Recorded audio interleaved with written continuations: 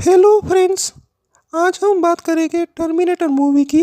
इस कहानी की शुरुआत होती है लॉस एंजलिस शहर से और वक्त दिखाया जाता है 2029 एडी का, जहां पर इंसानों और रोबोट की जंग चल रही होती है और इंसानों को लीड कर रहे होते हैं कमांडो जॉन कॉर्नर। जहां पर उनकी बातों से ये पता चलता है कि फाइनल जंग फ्यूचर में नहीं बल्कि पास्ट में जाकर लड़ी जाएगी, क्योंकि इस वक्त तक रोबोट भी काफ़ी होशियार बन गए होते हैं और अगर रोबोट को ये जंग जीतनी है तो उन्हें पास्ट में जाके जॉन कॉर्नर की माँ को जॉन कॉर्नर के जन्म से पहले ही मारना पड़ेगा।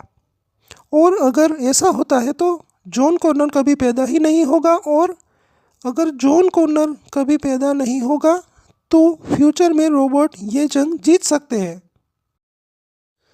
इसी के साथ कहानी की एक्चुअल शुरुआत होती है, जहां टाइम दिखाया जाता है साल 1984, जहां पर रात के 2 बजे के आसपास टेलीपोर्टेशन की मदद से एक टर्मिनेटर आता है और ये रोल निभा रहे हैं आर्नोल्ड, जो कि दिखने में इंसान है लेकिन अंदर से रोबोट है, जिनके मॉडल का नाम है T-800।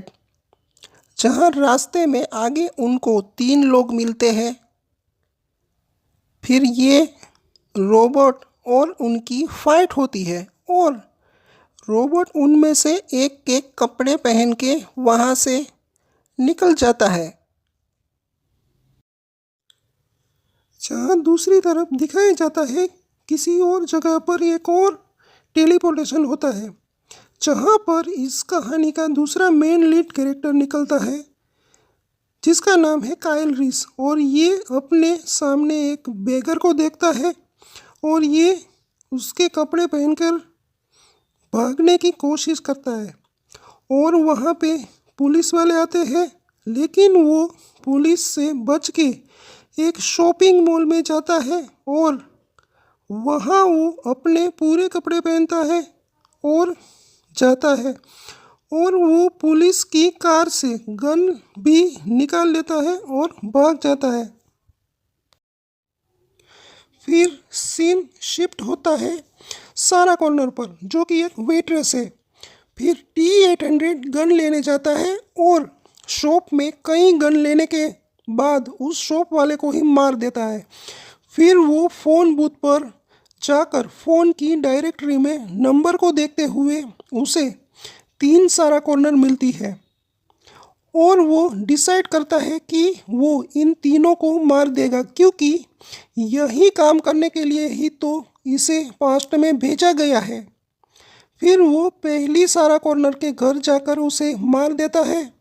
फिर एक्चुअल में जिस सारा कॉर्नर को उसे मारना होता है उसे दिखाया जाता है। वो होटल में होती है और न्यूज़ में देखती है कि किसी सारा कॉर्नर की डेथ हुई है। वहाँ से घर पहुँचने के बाद सारा कुछ काम से घर से बाहर जाती है, लेकिन उस वक्त उसकी फ्रेंड और उसका बॉयफ्रेंड उसके घर होते हैं और वहाँ T-800 पहुँच जाता है और दोनों को मार देता है। और फिर सारा कॉर्नर का कॉल उसकी फ्रेंड को आता है और वो कॉल उठा लेता है T-800 और फिर वो उस एक्चुअल सारा कॉर्नर को पहचान जाता है और फिर वो उसे मारने उस क्लब में जाने के लिए निकल जाता है, जहाँ पर अभी वो है। लेकिन वहाँ कायल रीस भी पहुँच जाता है, क्योंकि कायल रीस को भी ये टास्क मिला था कि उसे 1984 में जाकर टर्मिनेटर को मारना है और सारा कॉर्नर को बचाना है। फिर टर्मिनेटर वहाँ पहुँच के सारा कॉर्नर को मारने की कोशिश करता है और कायल रीस टर्मिनेटर को गोलियां मारने लगता है, पर उसे उससे ज़्यादा फर्क नहीं पड़ा, क्योंकि वो एंड्रॉयड रोबोट है। और वो फिर खड़ा हो जाता है और फिर सारा कॉर्नर और कायल रीस वहाँ से कार में बैठकर भाग जाते हैं और पास ही के किसी गैराज में रात को ठहरने का इंतज़ाम करते हैं, जहाँ पर सारा को कायल के हाथ में एक बारकोड दिखाई देता है। फिर कायल रीस उस बारकोड से रिलेटेड कहानी सारा को कहने लगता है। वो फ्यूचर की कुछ बातें जहाँ से वो आया है वो उनसे कहता है। फिर T-800 पुलिस की गाड़ी लेके आता है। फिर एक लंबा चौड़ा कार चेसिंग का सीन दिखाया जाता है, जहाँ सारा गाड़ी चलाती है और कायल टर्मिनेटर पर गोलियां चला रहा होता है। फिर पुलिस वहां आ जाती है और T-800 वहां से भाग जाता है और पुलिस वाले सारा और कायल को अपनी कस्टडी में ले लेते हैं।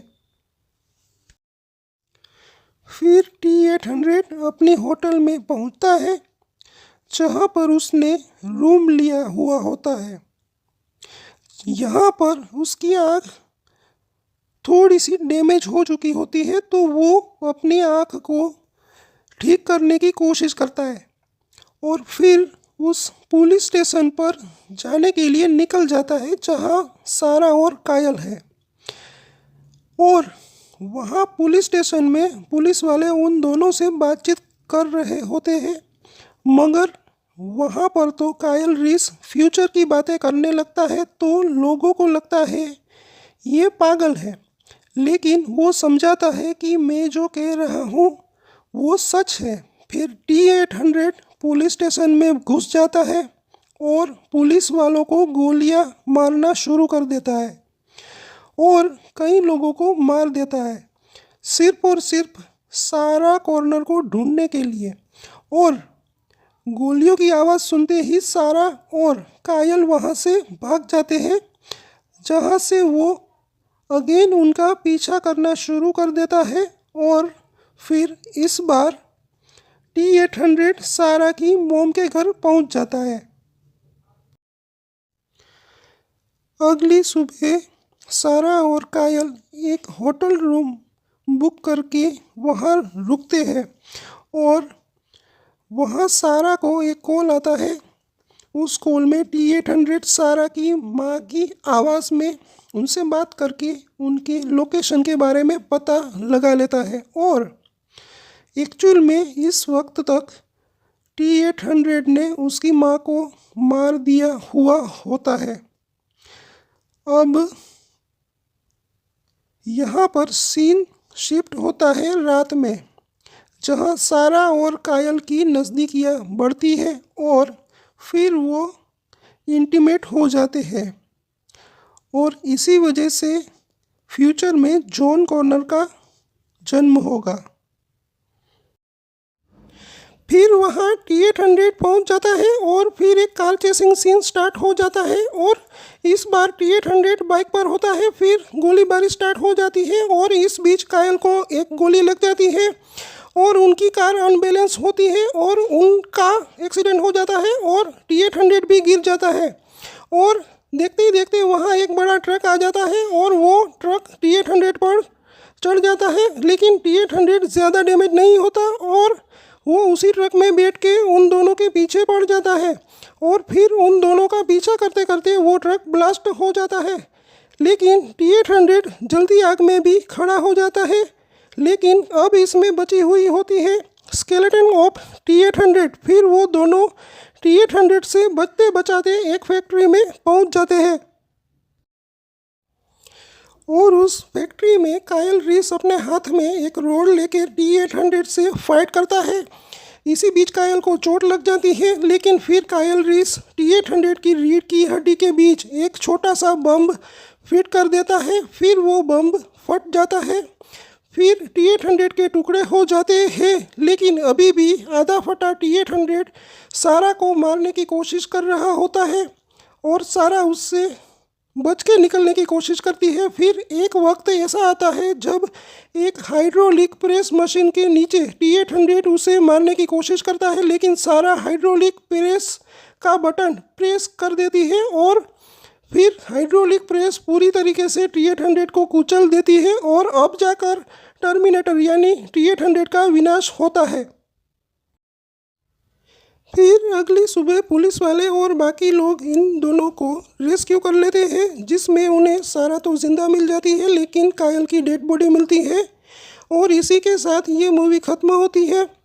वहीं पर इस मूवी पर रिलेटेड एक पोस्ट क्रेडिट सीन दिखाया जाता है, जहां पर हमें ये पता चलता है कि इस वक्त सारा कॉर्नर प्रेग्नेंट है और वो एक गाड़ी लेकर लॉस एंजलिस शहर से भागने की कोशिश कर रही है, मगर वहीं पर ऐसा लग रहा है कि रास्ते में बड़ा बवंडर उसके सामने आ रहा है और इसी के साथ फाइनली ये मूवी ख़त्म होती है। अगर वीडियो अच्छा लगा तो लाइक, शेयर एंड सब्सक्राइब कर लें। Thank you.